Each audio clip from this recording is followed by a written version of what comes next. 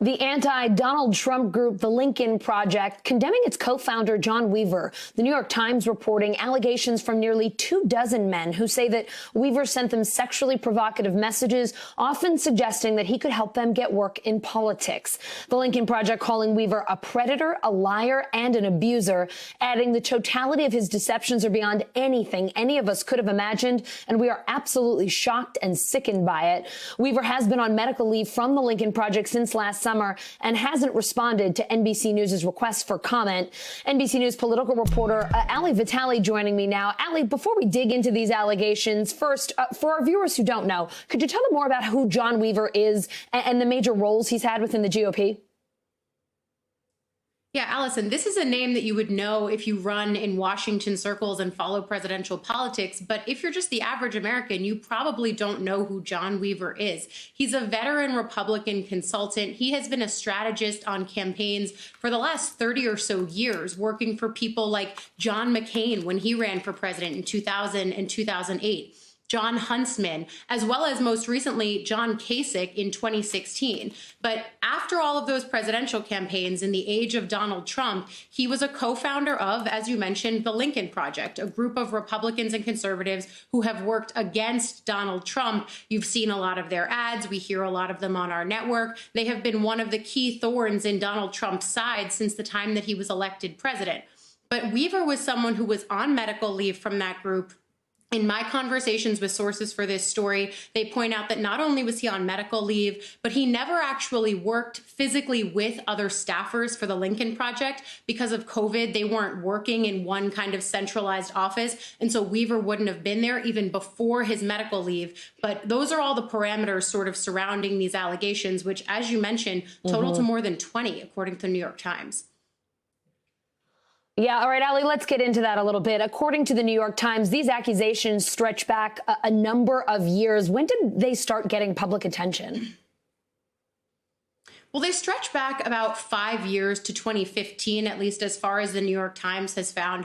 But they started getting public attention first over the summer, only half of what we've seen. Over the summer, we started hearing about, and the Lincoln Project started looking into some buzz on social media sites that Weaver might have been having relationships with men. It's notable because he's married to a woman. He has children with that woman. But that buzz was mostly relegated online. I'm told by Steve Schmidt from the Lincoln Project that at the time, in the summer of 2020, they asked Weaver, is there anything that they should know about regarding these rumors of his relationships? He said no, and he denied them. But then you fast forward a little bit to January of this year, when conservative outlets started reporting that there were conversations in direct messages that involved soliciting sexual commentary and also saying that he could provide job opportunities.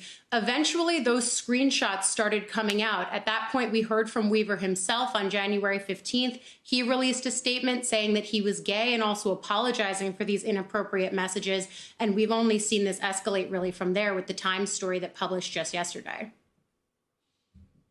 Ali, one man says he was just 14 years old when Weaver started sending him messages. What more can you tell us about that?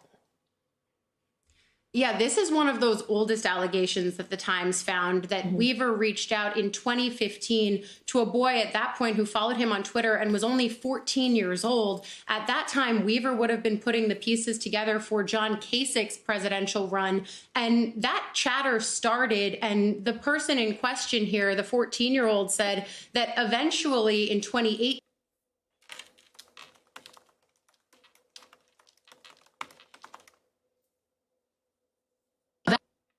All right, it looks like we lost Ali's shot there.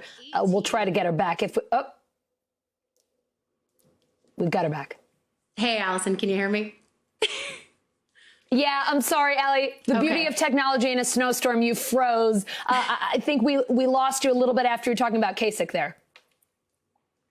Tell me about it. So these first messages to the youngest person that we know about from the Times reporting is they started in 2015 and went through 2018 and 2019. Weaver even at one point asking this boy, are you in high school still? The person in question said that he said yes, and Mr. Weaver replied, you looked older. The messages got a little bit more sexually explicit from there, but that's the oldest one that we know about from the Times reporting here.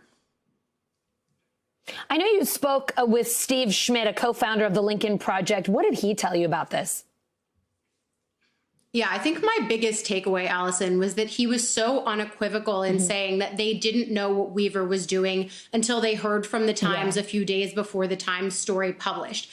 Schmidt reiterated to me that Weaver had been on medical leave. He walked me through that they had asked him over the summer when they first heard about just relationships, whether there was anything that they should know. But really, you saw the statement that they put out saying that Weaver is a predator, that he's a liar, that he's deceptive. All of these things, a really strong statement from the Lincoln Foundation. But I think the other thing here is I asked Steve Schmidt if there was any investigation that was going to happen because Weaver was dangling job opportunities, and if there was any investigation that was going to happen with the Lincoln Project to see if any of those opportunities came through.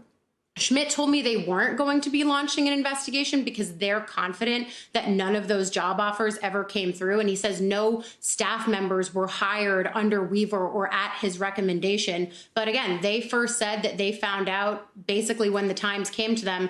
And a quote here from Schmidt to me earlier today, he says, unequivocally, absolutely nobody knew. Ali, I know Weaver has not responded to NBC News' request for comment, but he did release a statement to Axio before we reached out. What did he say? Yeah, and this is back in mid-January, before the Times piece came out, but when we were first starting to hear these conversations and reporting from conservative media outlets that he was having these kinds of conversations with boys over social media, he said in that statement at the time, the truth is I am gay and that I have a wife and 2 kids who I love. My inability to reconcile those 2 truths has led to this agonizing place. His statement at the time goes on to say, to the men I made uncomfortable through my messages that I viewed as consensual, mutual conversations at the time, I am truly sorry. They were inappropriate, and it was because of my failings that this discomfort was brought to you. And I think it's really important to point out here that while a lot of these conversations and this reporting is disturbing and uncomfortable, there was no unlawful contact here, but certainly concerning conduct throughout. Hey, NBC News viewers, thanks for checking out our YouTube channel. Subscribe by clicking on that button down here and click on any of the videos over here to watch the latest interviews, show highlights, and digital exclusives. Thanks for watching.